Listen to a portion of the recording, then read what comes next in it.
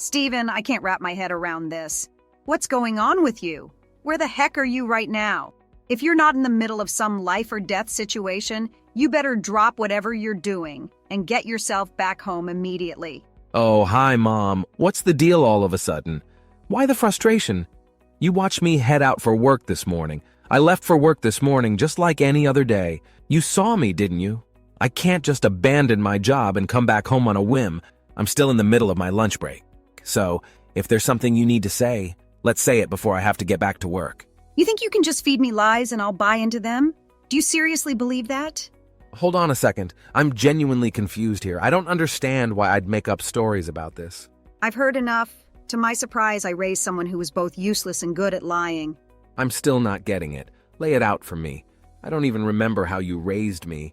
Your attention was all on my sister, Alice, and I was just a background figure. My grandparents were the ones who actually cared for me. But when they were gone, you pushed me to quit school and start working.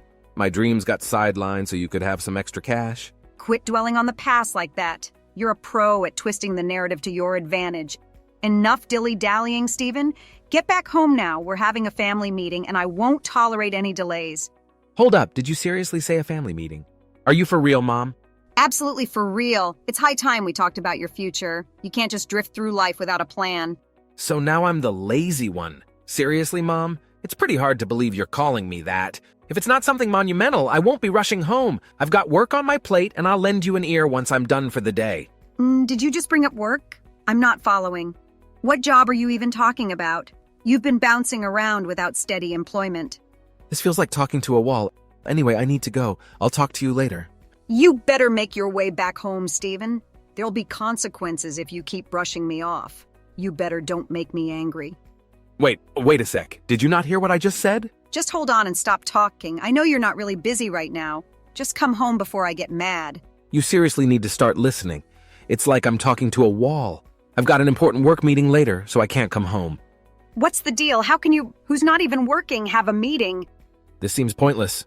Well, gotta run now. Bye. You better come home. I'll take action if you don't obey me.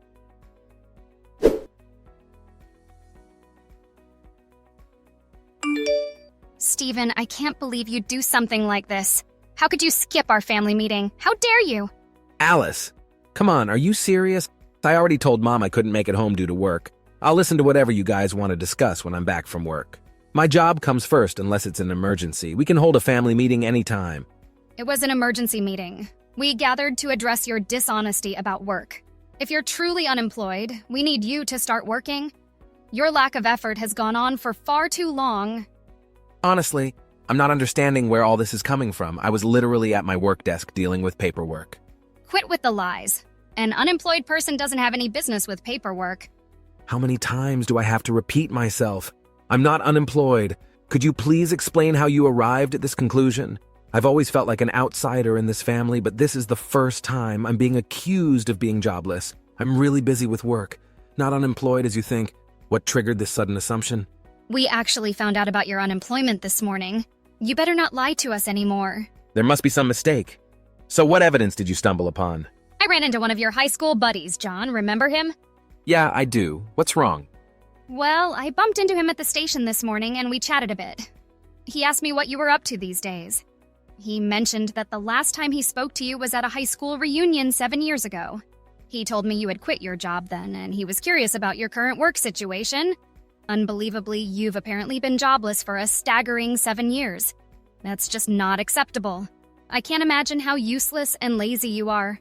Actually, I started a new job at a different company just a couple of weeks after leaving the previous one. Stop the falsehoods. You're earning a measly $7,500 annually. Seriously? Where are you even getting this from? What are you talking about? I accessed your computer and saw your bank account balance. It's been stuck at $7,500 for a year now. Clearly, your annual earnings are a paltry $7,500. That's pretty much the same as being unemployed. $7,500? Oh, you mean that bank account. There's a huge misunderstanding. I hardly use that account. We've already decided how to handle this. Following the family meeting today, we've concluded that you need to leave the house. You can't be serious. I'm being kicked out? You gave up your say by purposefully missing the important family meeting you should have been at. Or do you feel embarrassed when your 7-year unemployment is brought up for discussion? This is utterly absurd. I told you I couldn't attend due to work. I've tossed all your stuff out into the yard. Retrieve it before it gets ruined. Rain is predicted later today. We want you and your belongings gone ASAP. My things are outside? How could you do that? Some of my belongings are valuable and meaningful to me. Your belongings are the least of my concerns. You better act fast before the rain starts. This is payback for hiding your unemployment from us for so long. We're overjoyed to finally rid ourselves of a lazy person like you. It's pointless trying to reason with you. I know you won't listen. There's no point. Everything you say is probably just more lies. Can I at least clarify one thing? Did Mom and Dad agree to this decision? Is this final? Yes, both of them agreed, and it's absolutely final. There's no reversing this. As I told you during the family meeting, your absence sealed the deal. I'm actually fine with this decision. I think it's best for all of us. Just promise me one thing. Why would I promise anything to you? Once I'm out of the house, please never contact me or try to see me again. I want a complete break from all of you. Once again, never contact me. That's what we were planning to say to you. It's a relief we can agree on something. We won't provide any financial assistance, even if you come begging.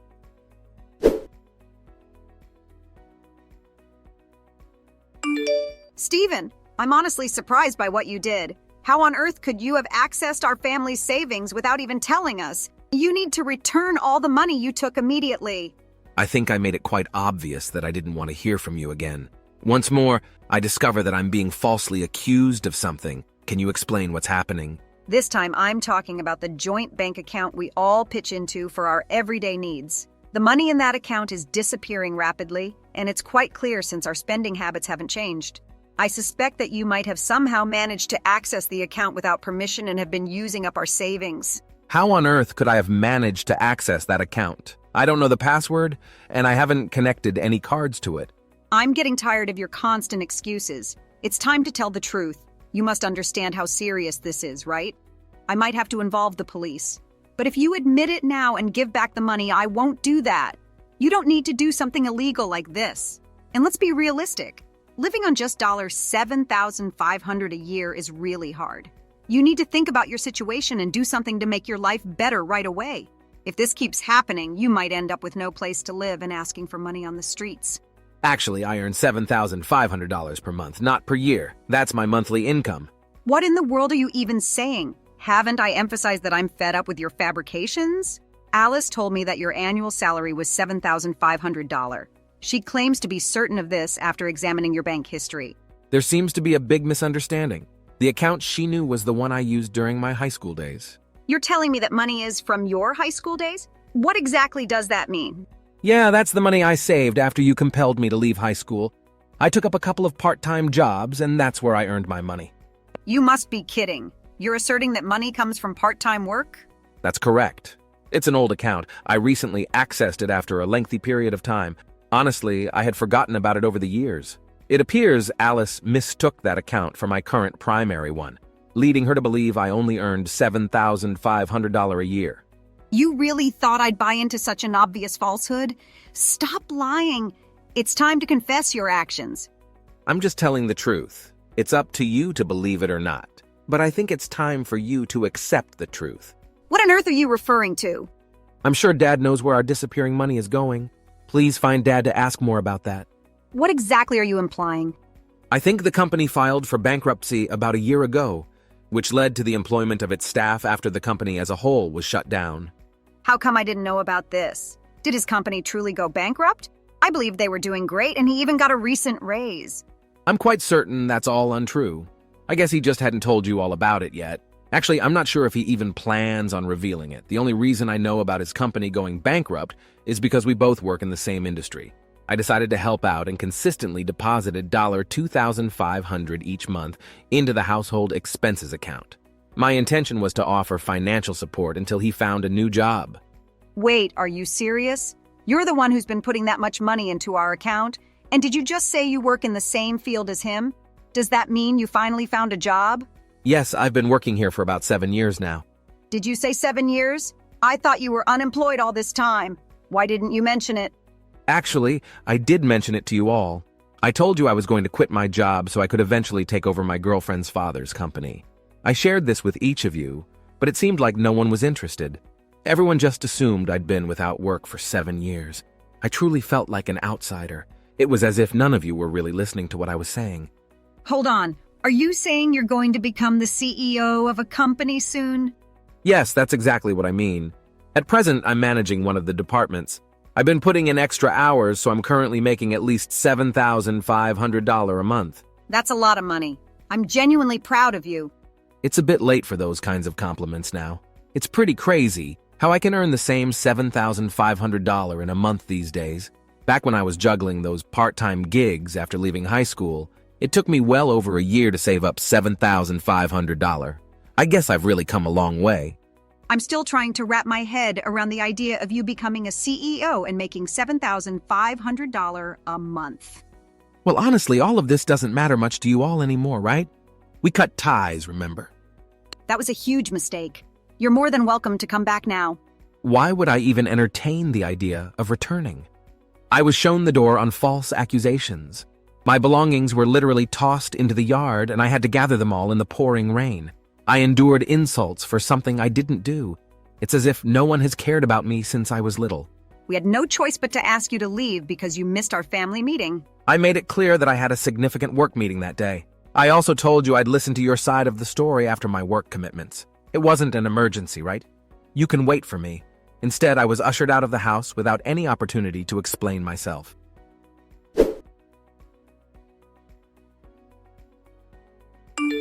Hi, Steven. Mom just filled me in on everything. She said you're on your way to becoming the CEO of a big company. Is that actually true? Yeah, I'd rather not repeat myself, though. If you want the details, go ask Mom. I'll catch up with her about it later. Can you consider coming back to stay with us? Why should I? You were the one who told me to never return. We agreed to cut ties and never communicate again. What happened to you?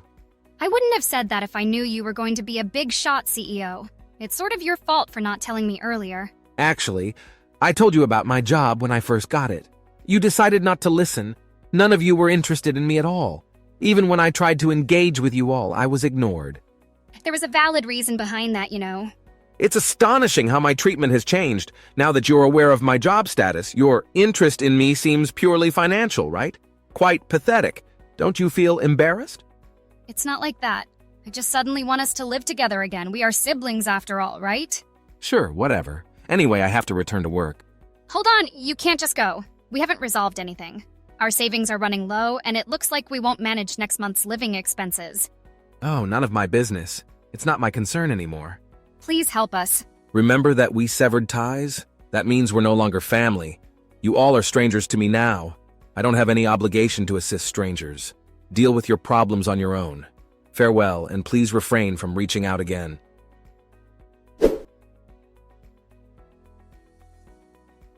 My mom and sister repeatedly messaged and called me asking for money, but after what they had done to me, I didn't give them any amount of money at all. Right after that, I blocked all contact from my family. They had no way to reach me, so they sought out my workplace. They shouted and caused a scene, and of course, they were immediately escorted off the premises by security. However, they persisted, leading them to deal with the police. Their finances were already difficult, and now they were further burdened with having to come up with money for the police. They used the little money they borrowed for gambling, which not only didn't make them rich, but also left them with a massive amount of debt. Afterward, no one knew where they were or what they were doing. But that's not my concern. I've now become a CEO, and I'm also preparing for my wedding with my girlfriend. Life seems to be treating me well. I'm content with all that I have, and I'll strive to cherish it.